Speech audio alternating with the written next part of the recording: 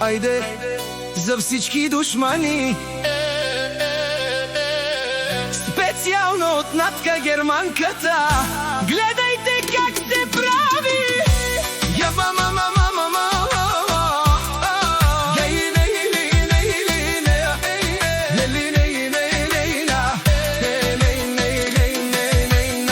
Гледат ме и се покъде от яд, но Натка си живе като кралица. Искате да панда, ама няма как, напухнава